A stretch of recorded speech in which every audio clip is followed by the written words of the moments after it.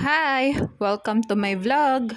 Ang i-vlog nga natin today ay Nido Junior at Nestogen na parehas na pang 1 to 3 years old. Katulad nga ng dati ay magbe-base tayo sa nutrition facts at ang measurement na gagamitin natin is per 100 grams of powder.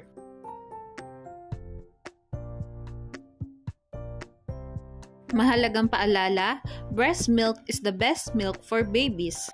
Okay, let's start. Sa energy, carbohydrates and DHA, lamang ang Nido. Samantalang lamang naman ang Nestogen sa protein and sa linoleic acid at wala itong DHA. Pantay naman na dalawang gatas sa sugar, lactose, fat and linolenic acid. Lamang ang Nido sa first category. Next naman ang vitamins. Sa vitamin A, vitamin D, and vitamin B1, lamang ang Nido. Samantalang lamang naman ng Nestogen sa vitamin E and niacin.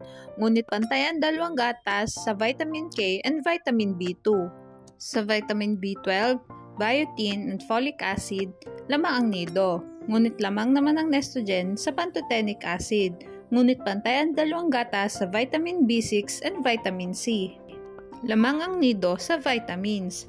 Sa minerals naman tayo, sa iron, lamang ang Nido. Ngunit lamang naman ang Nestogen sa sodium, calcium, phosphorus, magnesium and zinc.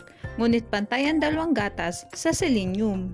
Sa potassium and iodine, lamang ang Nido. Ngunit wala itong copper and manganese. Samantalang lamang naman ang Nestogen sa chloride, copper and manganese.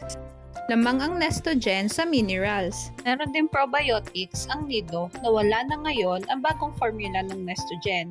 Kaya nga naman ito ang pinalit ko sa Nestogen nung nahirapan na mag-upo yung anak ko. At syempre, meron din tong DHA na wala ang Nestogen na nakakatulong para sa brain development ng baby. Ang summary nga ng vlog natin ay sa first category, vitamins and probiotics, lamang ang Nido. Samantalang lamang naman ang Nestogen sa minerals.